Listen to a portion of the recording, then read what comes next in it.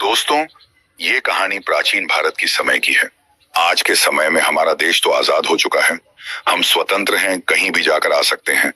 हम शारीरिक रूप से स्वतंत्र हो रहे हैं, परंतु मानसिक रूप से गुलाम बनते जा रहे हैं। मानसिक पीड़ा से हम ज्यादा परेशान रहते हैं। तो आज की यह सच्ची घटना आपके दिमाग की गुलामी को अवश्य दूर कर देगी। आपके दिमाग में हो रही उथल पुथल को शांत कर देगी। आपका शांत मन शांत हो जाएगा। प्राचीन भारत के एक छोटे से गांव में एक युवक आरव रहता था। उसके माता पिता किसान थे, लेकिन आरव का मन खेतों में नहीं लगता था। वह हमेशा ज्ञान की तलाश में रहता और किताबें पढ़ने का शौकीन था। उसके मन में हमेशा एक सवाल गूंजता रहता था, जीवन का वास्तविक उद्देश्य क्या है। एक दिन उसने सुना कि पास के एक जंगल में एक महान संत गुरु वेदांत रहते हैं। आरव ने अपने माता पिता से आज्ञा ली और गुरु वेदांत की खोज में जंगल की ओर प्रस्थान किया। जंगल में कई दिन भटकने के बाद आरव को गुरु वेदांत का आश्रम मिला। आश्रम बहुत ही शांत और पवित्र स्थान था। वहां के वातावरण में एक विशेष प्रकार की शांति थी। आरव ने गुरु वेदांत के चरणों में प्रणाम किया और अपनी ज्ञान की प्यास बुझाने की याचना की। गुरु वेदांत ने उसकी आंखों में जिज्ञासा और समर्पण देखा और उसे अपना शिष्य स्वीकार कर लिया।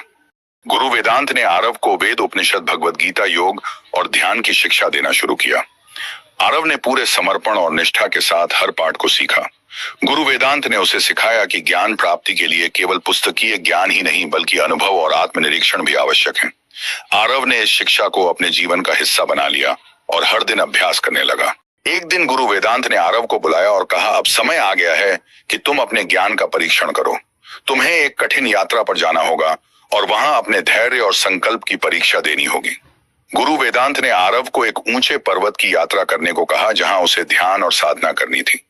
आरव ने गुरु की आज्ञा का पालन किया और पर्वत की यात्रा शुरू की। रास्ते में उसे कई बाधाओं का सामना करना पड़ा, तीव्र ठंड, हवाएं और दुर्गम रास्ते, लेकिन उसने हिम्मत नहीं हारी और अपने गुरु के उपदेशों को याद करके आगे बढ़ता रहा। पर्वत की चोटी पर पहुंचकर आरव ने एक गुफा में ध्यान करना शुरू किया। कई दिनों तक ध्यान करने के बाद उसे एहसास हुआ कि सच्चा ज्ञान और शांति हमारे अंदर ही है।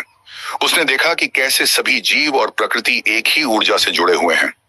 यह अनुभव उसके जीवन का निर्णायक क्षण बन गया। आत्म साक्षात्कार के बाद आरव ने अपने गुरु वेदांत के पास वापस लौटने का निर्णय लिया।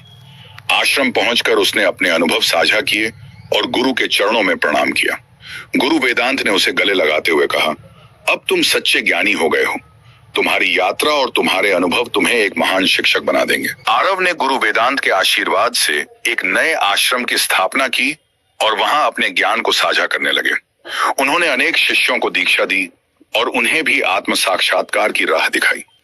आरव की कथा दूर दूर तक फैल गई और लोग उनके दर्शन के लिए आने लगे।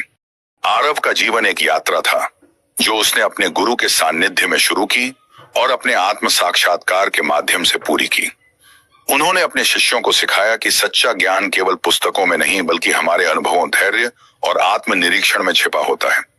आरव का आश्रम अब एक ज्ञान का केंद्र बन गया था, जहां लोग दूर दूर से आते थे।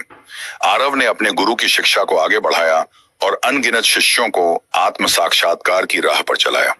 उन्होंने अपने जीवन में सादगी, सेवा और समर्पण को अपनाया और यही सीख अपने शिष्यों को भी दी।